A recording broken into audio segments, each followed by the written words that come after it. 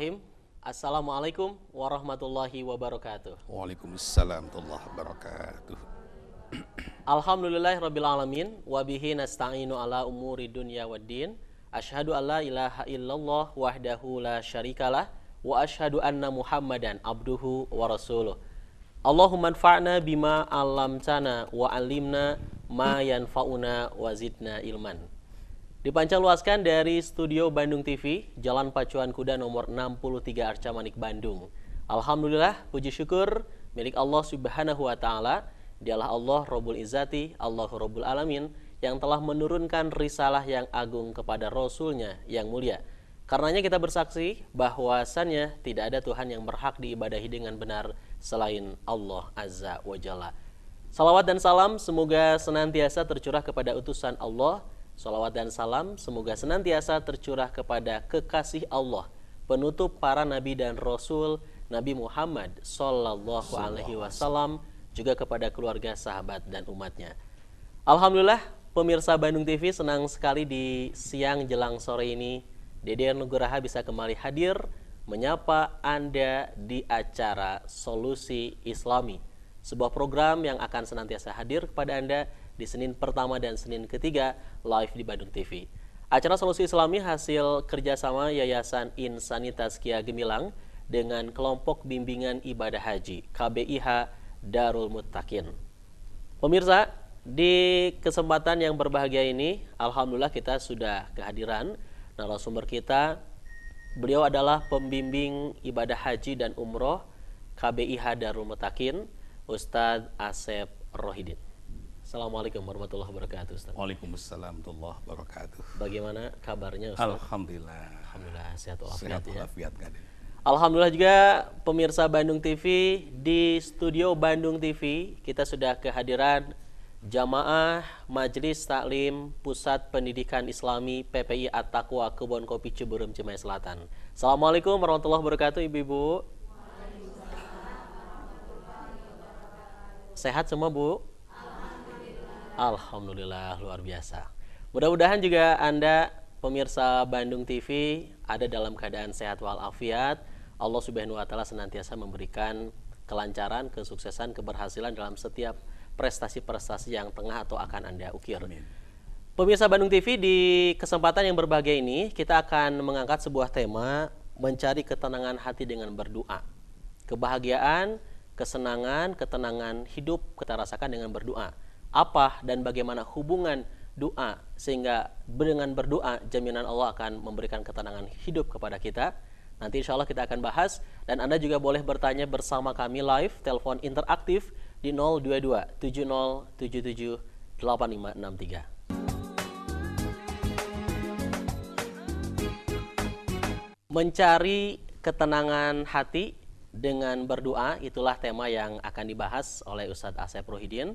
Nanti setelah pembahasan yang disampaikan oleh Al-Ustadz, Anda juga bisa bergabung bersama kami. Juga nanti kita akan berikan kesempatan untuk para jamaah Majelis Taklim PPI At-Taqwa. Pemirsa, kita akan simak terlebih dahulu materi kita, mencari ketenangan hati dengan berdoa. Silakan, Ustadz. Baik, terima kasih.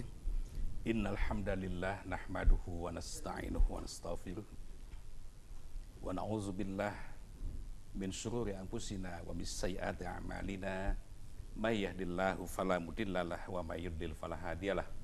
Asyhadu an la ilaha illallah wahdahu la syarikalah, asyhadu anna Muhammadan abduhu wa rasuluh, amma ba'd.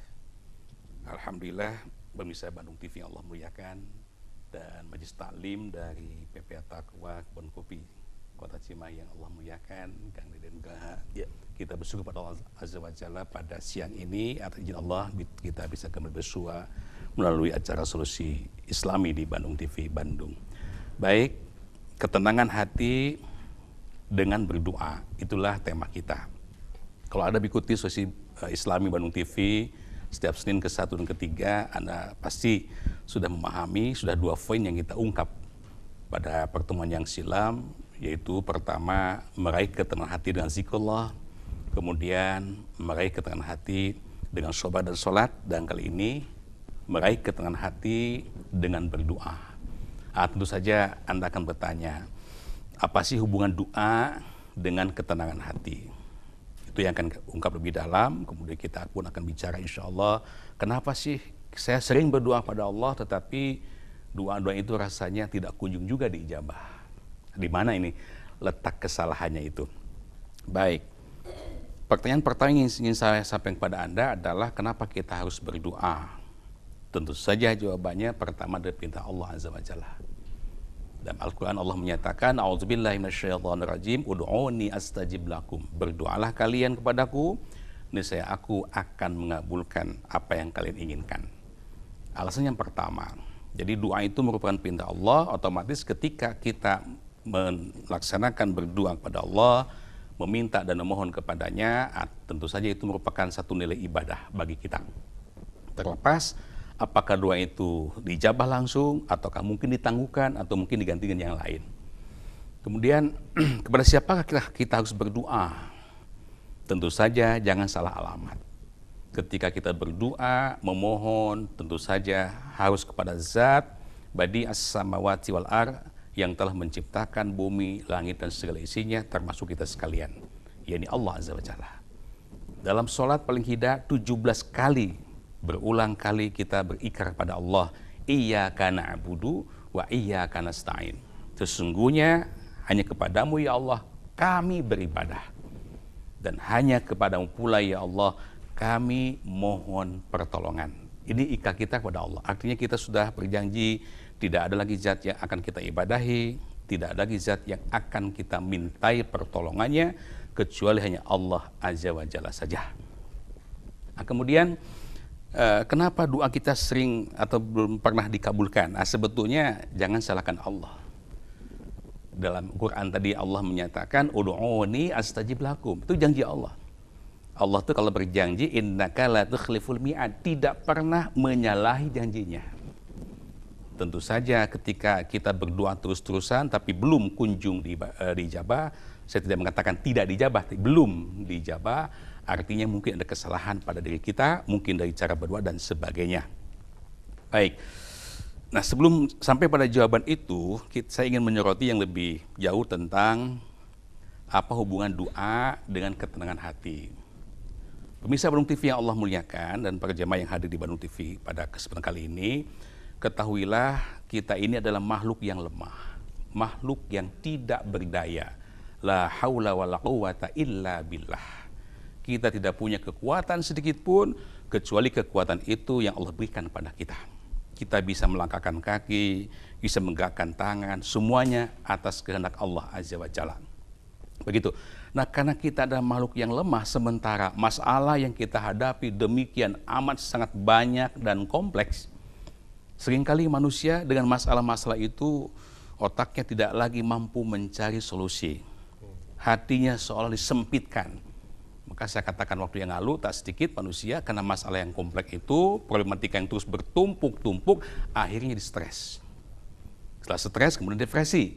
Bahkan na'udzubillah min dalik, bahkan tidak sedikit yang mengakhiri hayatnya dengan bunuh diri.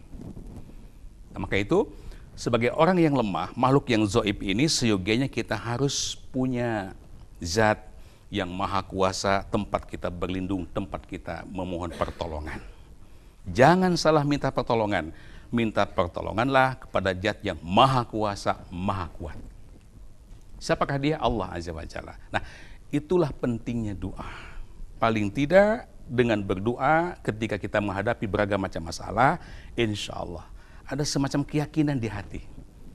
Wah, di balik masalah yang kita hadapi setelah kita melalui 4 proses, yang pertama ikhtiar tentu saja, kemudian kita berdoa, sobar dan tawakal, kita punya harapan besar ke depan. Kita punya keyakinan bahwa Allah Azza wa Jalla pasti akan mengabulkan apa yang saya inginkan. Pasti Allah akan berikan jalan keluar apa yang sedang saya hadapi. Ini antara lain kenapa kita mesti berdoa. Dengan doa insya Allah akan timbul optimisme dalam diri kita, hingga dengan optimisme itu maka insya Allah hati kita akan tenang. Nah, permasalahannya banyak yang ada orang-orang yang tidak sabar dengan doanya. Tidak sabar. Iya, kan ini inginnya kita itu instan. Ya kan sekarang musim instan ya. Bikin bubur kalau dulu kan harus nanam padi dulu 6 bulan kemudian dipanen. Wah, lama prosesnya. Sekarang kan banyak instan. Langsung ambil saset kemudian dimasukkan, dikocek-kocek, diubur. Dalam berdoa pun kan orang sering begitu. Ketika berdoa terus menerus, tahajud tiap malam dia lakukan begitu, istighfar dan sebagainya, tapi belum kunjung diijabah, maka banyak orang yang frustasi dan doanya. Akhirnya mencari solusi yang lain yang dianggap lebih cepat daripada doa. Ya mending kalau menempuh cara yang benar, tapi banyak yang justru menempuh cara-cara yang diharamkan dalam Islam. Misalnya pergi ke dukun dengan cara pintas, dia ingin cepat kaya. Mungkin ya, saya katakan mungkin ya, dengan cara pergi ke paranormal, minta kaya kepada zat-zat selain Allah Azza wa Jalla, dia akan dapatkan semuanya itu. Tapi bukan berarti Allah ridho. Bukan berarti Allah ridho, tapi sebaliknya justru Allah murka. Itulah yang disebut dengan istijrob itu dalam Al-Quran, atau sungkunan ya. Nah, maka bersabarlah ketika kita berdoa, doa kita belum ijabah. Kenapa? Nah, saya sampaikan sebuah hadis Nabi, ada 3 kemungkinan ketika kita berdoa, kemudian doa kita belum ijabah. Apa itu? Yang pertama, ma min muslimin yanshibu wazhu fi mas'alatin illa atahu iyyaha. Dalam hadisnya Rasul bersabda, tiada seorang muslim yang menghadapkan wajahnya kepada Allah fi mas'alatin, memohon sesuatu, illa a'tahu iyyaha, kecuali Allah pasti akan berinya. Pasti akan berinya. Nah, kemudian ada berapa kemungkinan ketika Allah a'tahu iya? Yang pertama, imma ayu azzilaha lahu, mungkin disegerakan, dipercepat doanya dijabah. Seperti doanya para nabi, para rasul misalnya. Kita ingat sejarah ketika Rasulullah meminta hujan pada Allah lewat surat istisqa. Doanya singkat, Allahumma aghithna, Allahumma aghithna, ya Allah turunkan hujan kepada kami. Doanya belum selesai, tiba-tiba awan jadi mendung dan subhanallah hujan turun. Itulah doa yang pertama, imma ayu ajjilaha lahu, akan segera dijabah. Mungkin kita bilang, itu mah nabi, cina rasul. Kita mah bukan nabi dan rasul. Janji hadis ini bukan hanya untuk rasul. Firman Allah dalam ayat tadi, ud'uuni astajib lakum, bukan hanya untuk para nabi dan rasul, juga untuk seluruh orang yang beriman, yang berdoa dengan benar pada Allah. Kita punya hak untuk dijabah doa itu seperti doanya nabi dan rasul.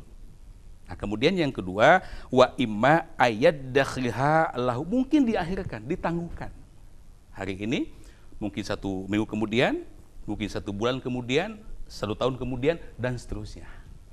Nah, ketika doa ini masih dalam proses, karena Allah yang maha tahu, ya, hendaknya sabar.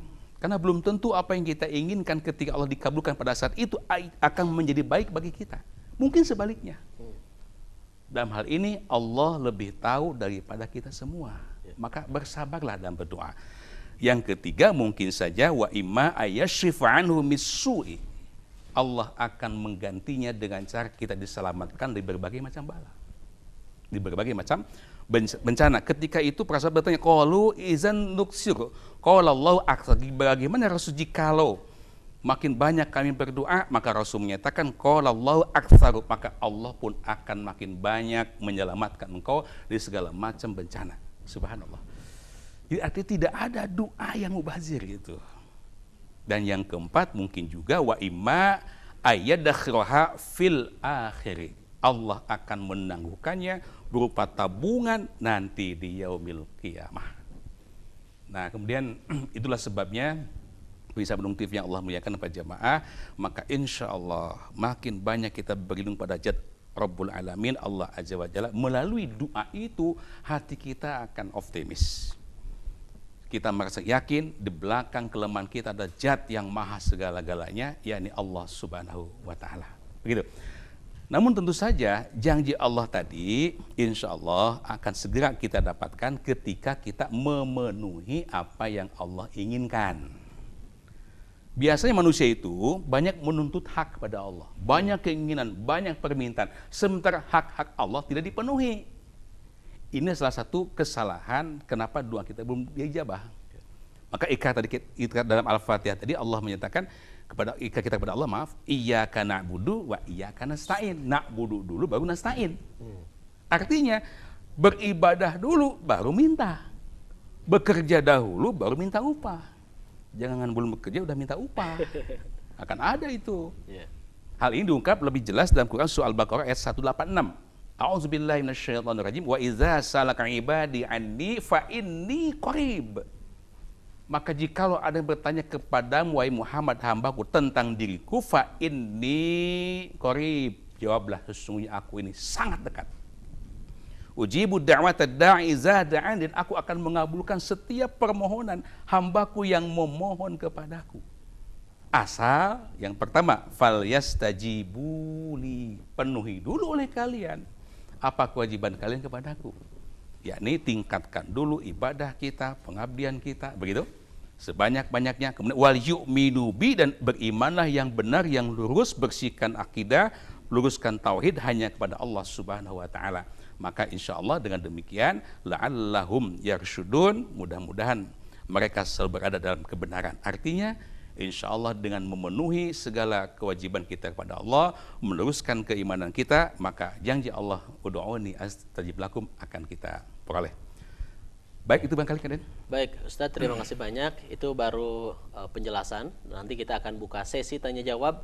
Bagi Anda pemirsa yang ada di rumah, Anda bisa telepon interaktif di 022 7077 8563. Kita pun akan tentu memberikan kesempatan juga Ustadz kepada jamaah ibu-ibu Majelis Taklim PPI At-Taqwa, Pusat Pendidikan Islami At-Taqwa, yang sudah siap akan menyampaikan pertanyaan kepada Ustadz. Insya Allah kami akan segera kembali di acara Solusi Islami, tetap bersama kami.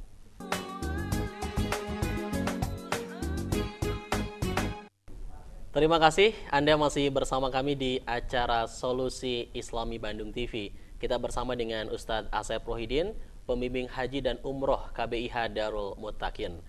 Juga pemirsa, kita tentu juga kehadiran para jamaah Majelis Taklim Pusat Pendidikan Islami At-Taqwa, Kebon Kopi, Ciberem, Cimahi Selatan. Ustadz, tema yang tadi dibahas oleh Ustadz luar biasa, sangat bagus sekali. Mencari ketenangan hati dengan berdoa. Nah, ini ibu juga sudah siap akan bertanya. Nanti juga kita akan berikan kesempatan untuk Anda yang akan bergabung, telepon interaktif 022 70 77 8563. Namun kita akan berikan kesempatan untuk ibu-ibu di Majelis Taklim. Oh, sebelumnya sudah ada telepon ya. Kita terima terlebih dahulu. Mangga, insyaallah. Telepon tamu kita juga nih, Ustaz. Iya, silakan. Assalamualaikum warahmatullahi wabarakatuh. Waalaikumsalam. Dengan siapa, Pak? Ustaz. Bade Tumaros. Hamba Allah ya, mangga. Mangga, Pak. Ya, sabda Nabi anu diriwayatkeun ku Muslim. Ya. Rasulullah bersabda, keadaan paling dekat antara seorang hamba dengan Robnya adalah ketika sedang dia bersujud. Betul. Atau mengerjakan sholat. Oleh karena itu perbanyaklah doa. Mohon dijelaskan doa nanti dina sujud atau nanti saat sholat. Baik. Assalamualaikum warahmatullahi wabarakatuh. Waalaikumsalam warahmatullahi wabarakatuh. Baik, Ustaz. Sebelum dibahas, Ustaz, pertanyaan dari hamba Allah, kita akan berikan kesempatan kepada ibu-ibu, nanti jawabannya disekaligus,kan, Ustaz. Insyaallah ya. Baik, silakan ibu-ibu. Mangga. Sebutkan namanya, Bu, ya. Assalamualaikum warahmatullahi wabarakatuh. Waalaikumsalam. Nama saya Ibu Imas dari Majelis Taklim PPI At-Taqwa Kebon Kopi. Yang ingin saya tanyakan, kadang-kadang kan berdoa teh mestinya tenang gitu. Tenang. Tapi kadang-kadang teh suka ada tamu lagi berdoa teh burung gusuh gitu istilahnya. Bagaimana diterima enggak doa seperti itu sama Allah? Hatur nuhun. Assalamualaikum warahmatullahi wabarakatuh. Waalaikumsalam warahmatullahi wabarakatuh. Ada dua pertanyaan. Ya, nampaknya nyambung ada dua-duanya ini. Sekali tentang doanya. Ya, memang pada intinya doa itu akan diijabah selain dua hal tadi, Al-Baqarah 186, penuhi hidup perintah Allah, beriman yang benar. Kemudian kita harus pandai-pandai memilih tempat berdoa dan waktu berdoa. Ya. Begitu. Di antaranya tadi disampaikan oleh penanya pertama, yaitu ketika fahuwa sajidun, ketika si hamba itu lagi sujud. Para muhadisin sepakat artinya ketika si hamba itu lagi melaksanakan sholat. Apakah itu sholat fardu ataukah sholat sunat sama. Nah, di situ diperintahkan oleh Rasulullah, faksiru du'afi, silakan perbanyaklah kalian berdoa di kala kita sedang sujud. Nah, mungkin Anda bertanya, apakah tidak lantas menjadikan sholatnya batal? Tidak. Asal jangan kalamunas. Jangan dengan ucapan-ucapan manusia. Ya, kalau doa dengan bahasa Sunda ya batal, ya, atau bahasa Indonesia atau bahasa yang lain. Maka itu kutiplah doa yang langsung teks doanya dari Al-Quranul Karim atau Sunnah Nabi SAW. Silahkan diperintahkan itu, dan disitulah jarak yang paling dekat antara hamba dan Khaliknya, dan tidak dibatasi itu. Ya tentu saja kalau kita berjamaah, imam misalnya jangan terlalu lama, kan di belakang ada makmum. Begitu. Ketika Anda sendirian, tahajud misalnya, silakan sebanyak-banyak mungkin Anda berdoa ketika sujud itu. Kalaupun tidak bisa bahasa Arabnya mungkin Anda bisa dengan bahasa sendiri, tapi jangan dikalamkan, artinya jangan diucapkan dengan lisan, cukup dalam hati saja. Allah Maha mendengar. Satu. Yang kedua, doa itu disampaikan dengan tenang. Ciri khusyuk adalah ketenangan.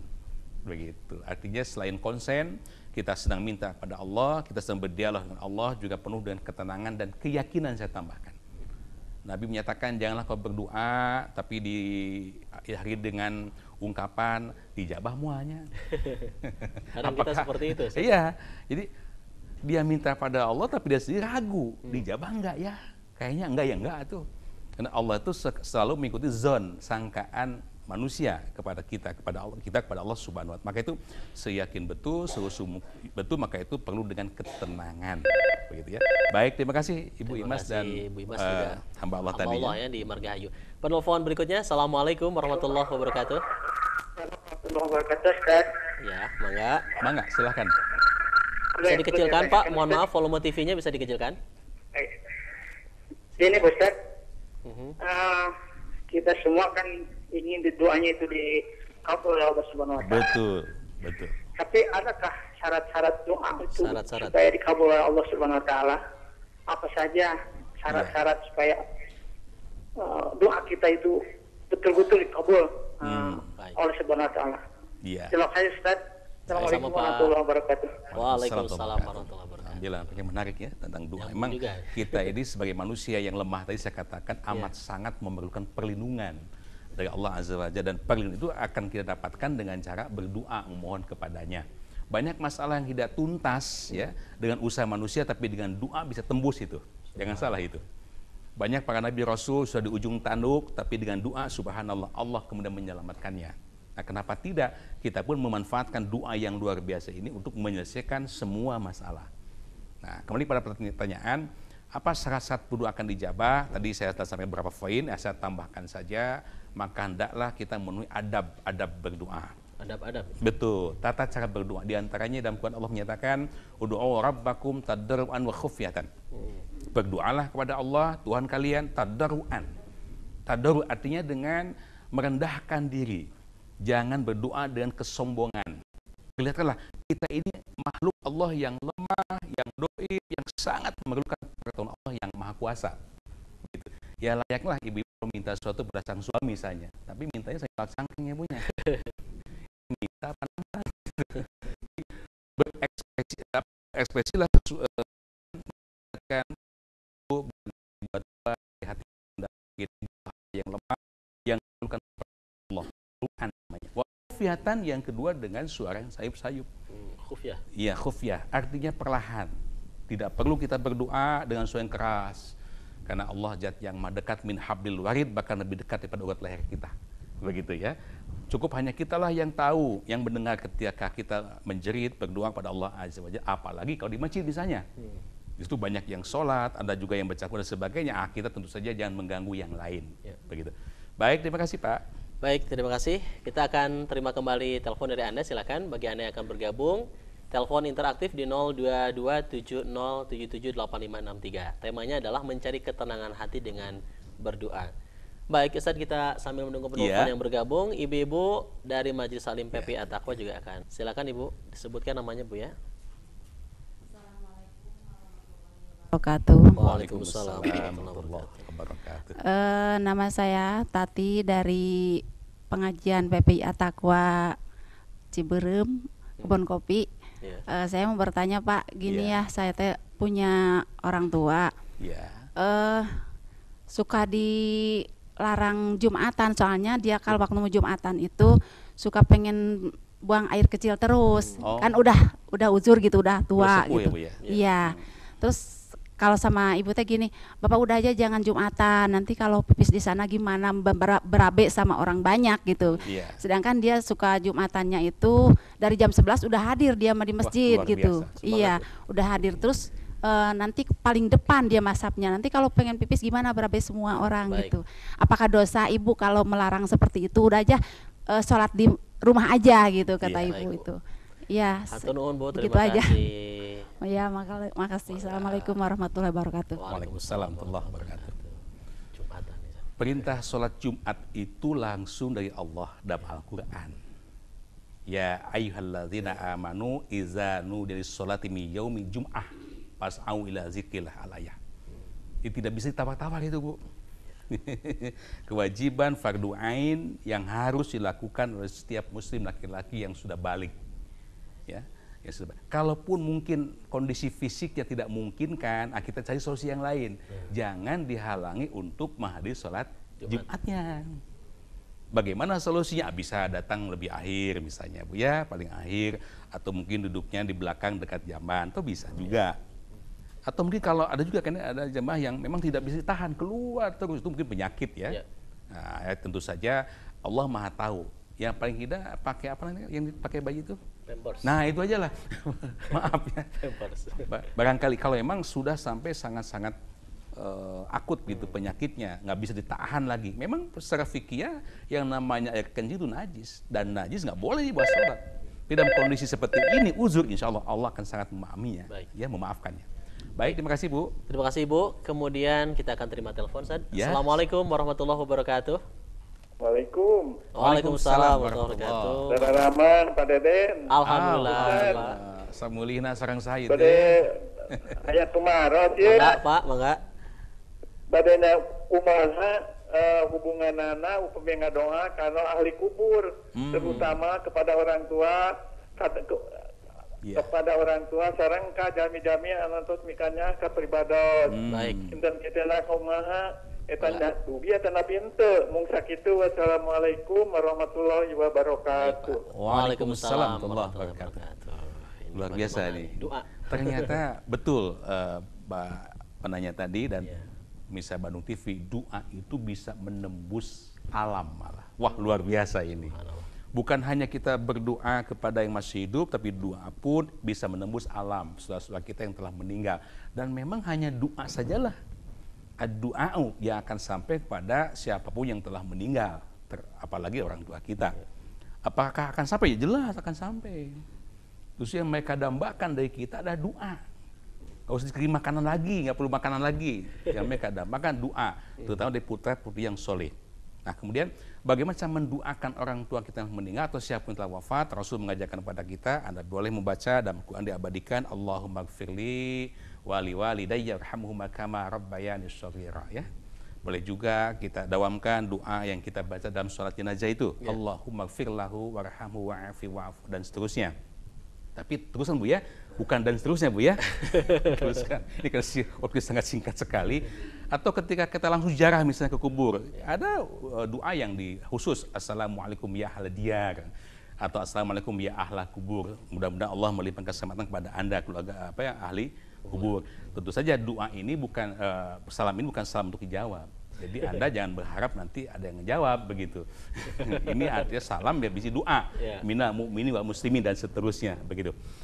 Begitu Pak ya. Baik, terima kasih. Baik. Gitu. Tapi kadang juga saat ketika kita berdoa kepada orang-orang soleh atau memang orang yang kita anggap soleh, kita kadang meminta doa. Nah, ini yang keliru ini Kang Den. Betul. Pemirsa Bandung TV yang Allah muliakan, dengan selama saya sampaikan, saya ingin meluruskan pengertian doa yang benar itu. Kita ziarah kubur itu nggak dilarang, sah-sah saja. Rasul menyatakan kuntu naitukum alijar fajruha. Dulu aku melarang kalian berziarah, fajruha. Sekarang silakan kalian berziarah.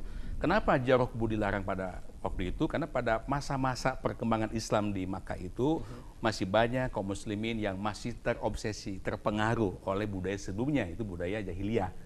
Yaitu meminta pada orang yang telah meninggal. Jelas itu perbuatan syirik. Nah, ketika kita ziarah kubur, ke kubur siapapun, bukan minta kepada yang meninggal atau dijadikan media wasilah untuk menyampaikan permohonan kita kepada Allah, tetapi yang benar adalah mendoakan mereka kepada Allah. Ketika kita punya keinginan, tidak perlu pakai media. Ud'uni astajib lakum, udah jelas tuh. Berdoalah kalian semua langsung kepadaku, astajib lakum, niscaya aku akan memperkenalkan apa yang kalian inginkan. Begitu. Baik, terima kasih. Baik, terima kasih. Nanti insya Allah pemirsa Bandung TV kita akan berikan kesempatan kembali kepada Anda yang ada di rumah, dimanapun Anda saat ini berada untuk bergabung, bertanya, telepon interaktif di 0227077778563. Semakin sore pembahasan kajian kita semakin menarik saja, insya Allah. Kita akan segera hadir kembali kepada Anda tetap bersama kami di Solusi Islami. Masih di acara Solusi Islami Bandung TV bersama pembimbing haji dan umroh KBIH Darul Mutakin Ustadz Asep Rohidin dan para jamaah Majelis Taklim Pusat Pendidikan Islami PPI At-Taqwa. Pemirsa Bandung TV, tema yang sedang kita bahas adalah mencari ketenangan hati dengan berdoa. Bagi Anda yang baru saja menyimak, baru saja bergabung bersama kami, selamat menyimak acara ini. Insya Allah kita juga akan berikan kesempatan kembali untuk Anda yang akan dialog interaktif di 02270778563. Sudah ada penelpon kembali yang bergabung. Assalamualaikum warahmatullahi wabarakatuh. Waalaikumsalam warahmatullahi wabarakatuh. Pak Deden, Tepang, Pak Ustadz. Iya. Sekarang Bu Juju Buah Batu. Bu Juju Buah Batu. Mangga Ibu. Bade naroskeun para kawis doanya Pak Ustadz. Mohon. Upami urang kana hangteu kaleuwih gitu. Nah doa teh ku bahasa Sunda ongko ditambi ku Arab ongko gitu. Yang afdolnya. Gitu. Gitu doa-doa teh di sadayana gitu dipapai Ustaz. Mohon. Mana turun Ustaz? Mangga. Assalamualaikum. Waalaikumsalam warahmatullahi wabarakatuh. Doa. Iya, Allah tuh beda dengan kita. Kalau kita minta kepada sama manusia, ibu minta kepada tetangga misalnya saudara, itu kan satu kali mungkin dikasih kan, dua kali diberikan kada manyun, ketiga kali melotot, empat kali minta wae. Begitu kan? Allah tuh sebaliknya. Jangan keliru. Makin banyak kita meminta kepada Allah, subhanallah, Allah makin senang. Allah akan makin dekat pada kita, Bu. Pemirsa Bandung TV, maka itu berdoalah Anda kepada sebanyak-banyaknya. Tamplokeun kepala kahoyong teh Allah Azza wa Jalla. Nah, terlebih ini kadang ketenangan dalam berdoa itu bisa terasa ketika kita melaksanakan umroh misalnya. Di depan Ka'bah itu, wah subhanallah. Saya nggak bisa melukiskan bagaimana nikmatnya berdoa di Multajam misalnya, nikmatnya berdoa di Raudhah begitu. Ini saya katakan makanya ketenangan hati itu bisa kita capai dengan berdoa, dan berdoalah yang sebanyak-banyaknya. Bukan hanya di tanah suci, dimanapun kita boleh berdoa sebanyak-banyaknya. Nah penyakit kita kan ini biasanya ini kaki ini ya Bu ya, punten Bu ya, suka nggak bertahan gitu. Kalau habis sholat misalnya, malikum kanan kiri, inginnya cepet-cepet aja ke dapur kemana kan gitu. Pada kesempatan doa yang mustahil di situ pada sholat fardu. Maka sekarang berlatihlah untuk agar bertahan ya setelah usai fardu misalnya atau tahajud, berdoa kepada Allah Subhanahu wa taala sebanyak-banyaknya. Baik, terima kasih Bu Juju ya. Baik, terima kasih Bu Juju. Kita terima kembali penelpon. Iya. Halo, Assalamualaikum warahmatullahi wabarakatuh. Assalamualaikum warahmatullahi wabarakatuh. Mangga, Pak. Ustaz Damang, Ustaz. Alhamdulillah. Pak Deden. Dengan siapa, Pak? Mangga. Sekarang Pak Didi Cimahi, Pak. Pak Didi Cimahi ya. Pak Didi, mangga Pak Didi. Beri naraskan dia, Ustaz, di surat Al-Ahqaf ayat 15. Ayat perintah yang kita udah berumur 40 tahun itu harus berdoa, yaitu yang doa yang terobos ini ada syukuran masalah dan seterusnya itu. Ya. Kenapa Ustaz di umur 40 tahun begitu Ustaz? Doa seperti itu. Ya. Apa di bawah 40 tahun tidak berdoa seperti itu gitu Ustaz?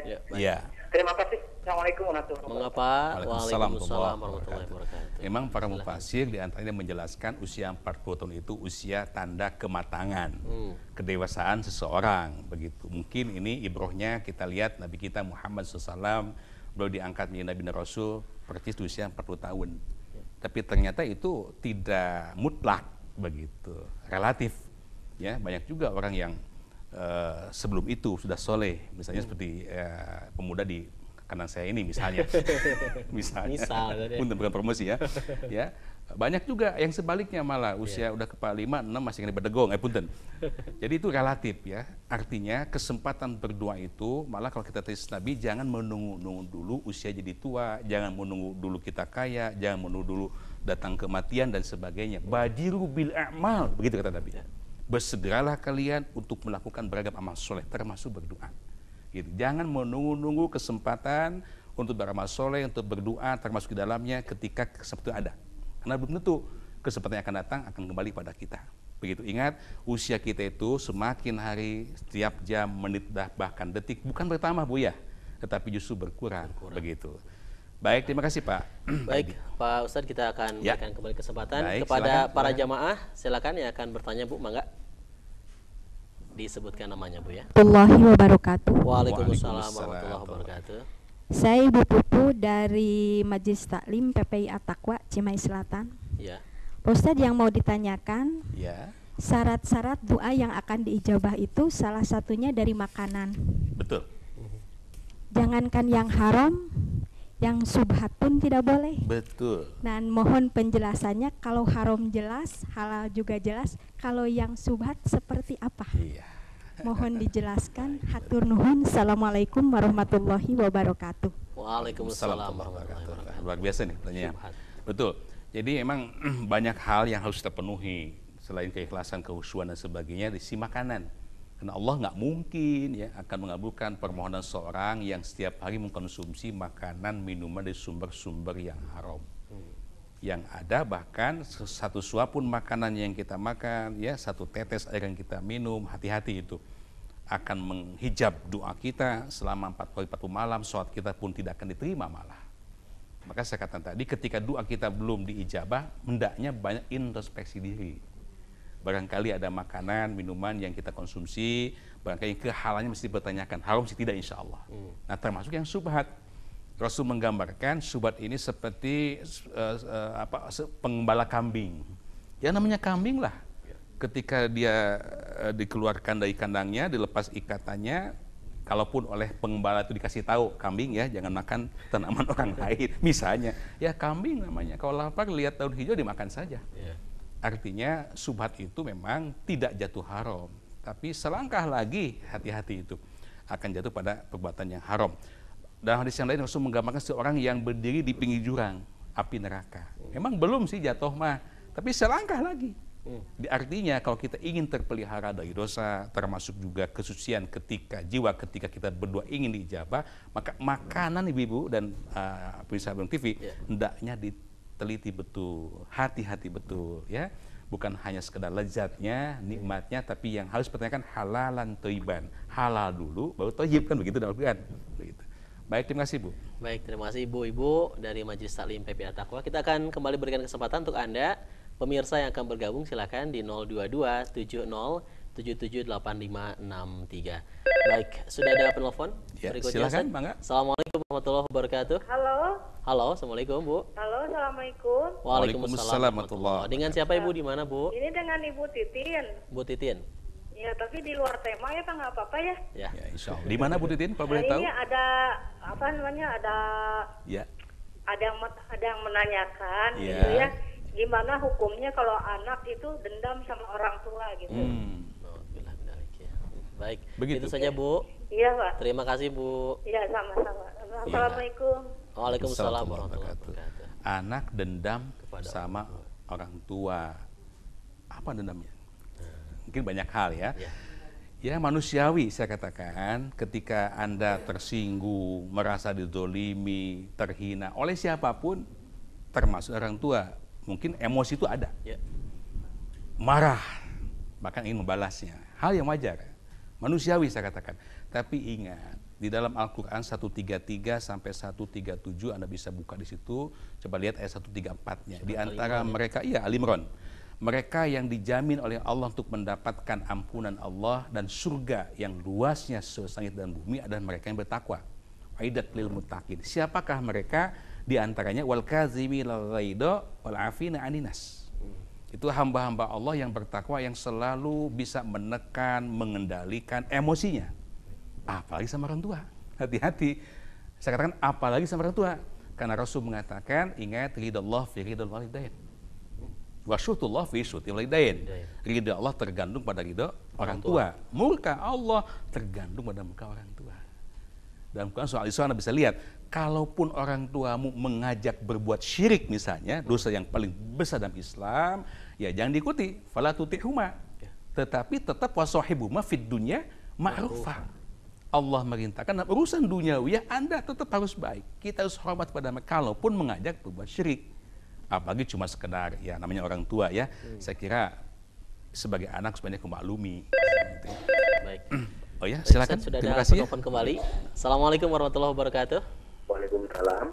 Assalamualaikum Pak Haji. Waalaikumsalam. Mangga. Dengan siapa Pak? Pak Diki Margahayu. Mangga Pak. Margahayu ya. Mangga, Pak. Begini, mungkin agak menyimpang dari tema ya. Insya Allah. Tapi masih sedikit ada hubungan. Begini Pak Haji, saya itu sudah sakit selama 7 tahun ya. Mah kronis segala macam, tapi yang memang kalau saya lihat agak beda dengan sakit yang biasa. Jadi kalau saya sejam sehat, sejam kumat, sejam sehat, sejam kumat. Agak aneh gitu. Kebetulan saya ada beberapa orang teman yang bisa dibilang tanda kutip orang pintar gitu. Mereka bilang, ini mah ada yang main-main gitu. Baik.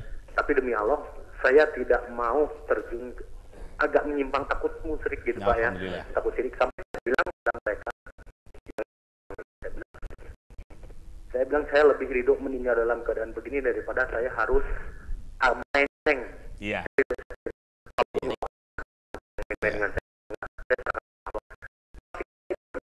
Karena yang sebagian ada beberapa orang yang memang bisa dibilang ustadz ya. Dia tahu pengobati saya. Jadi yang saya temukan tergelincir ke musyriknya itu gitu Pak. Baik. Terima kasih pertanyaannya Pak. Iya. Insyaallah kita Assalamualaikum Pak. Assalamualaikum warahmatullahi wabarakatuh. Baik, tentu saja sikap Bapak itu luar biasa Pak. Saya acungkan jempol untuk Bapak. Itulah yang disebut istiqomah. Istiqomah. Artinya tetap teguh pendirian, tetap tegar sekali kita berucap la ilaha illallah sepanjang hayat, kalimat itu jangan sampai coplok dada kita. Jangan sampai bergeser. Kalaupun sampai akhir hayat nanti Allah menakdirkan kita harus wafat, pasti bakal mau sekali lagi. Termasuk saya. Begitu. Mudah-mudahan kita wafat dengan membawa kalimat itu. Iya, semoga ya. Jaminannya Rasul menyatakan, siapa manusia yang wafat di akhir kalamnya berucap la ilaha illallah lantas meninggal, dakhalal jannah, surga Pak. Begitu. Jadi insya Allah penyakit yang Bapak derita ini atau Anda prinsip yang lain dan menderita penyakit, jangan sampai berobat ke sistem-sistem yang menyimpang di ajaran Islam, berobat secara medis dan kemudian berdoalah kepada Allah. Insya Allah penyakit Bapak adalah kiparat tetap dosa, penyakit Bapak adalah pahala bagi Bapak, insya Allah. Terima kasih. Ya Ustadz, karena waktu kita sangat terbatas. Sangat terbatas, ya nggak terasa 60 menit itu. Pembahasan tadi dari Ustadz juga pemirsa ya, mencari ketenangan hati dan berdoa. Semoga doa kita diijabah dan kita mendapatkan yang namanya ketenangan hati. Amin. Insya Allah, amin. Amin. Terima kasih atas kebersamaan Anda. Saya ingin memberikan terlebih dahulu informasi untuk Anda yang ingin umroh bersama dengan Ustadz Asep Rohidin. Umroh full ibadah serta tausiah sesuai dengan sunnah Rasulullah SAW. Hari Rabu 22 Juni 2011. Untuk informasi Anda bisa hubungi Pusat Pendidikan Islami At-Taqwa di Jalan Kebon Kopi nomor 198 Ciberem, Cimahi Selatan. Telepon 0226026 atau di handphone di 0815609628. Kami ucapkan juga hatur nuhun, terima kasih banyak kepada Busana Muslim Yasifani di Komplek Sukamenak Indah H9 Bandung. Terima kasih atas segala kebaikannya. Mudah-mudahan Allah Subhanahu wa taala membalasnya. Amin ya rabbal alamin. Terima kasih untuk ibu-ibu jamaah Majelis Taklim PPA Taqwa. Insyaallah Senin depan kita bersua kembali di acara Nuansa Islam bersama Ustadz Dr. Atif Latiful Hayat. Dede Nugraha beserta kru yang bertugas undur diri. Wassalamualaikum warahmatullahi wabarakatuh.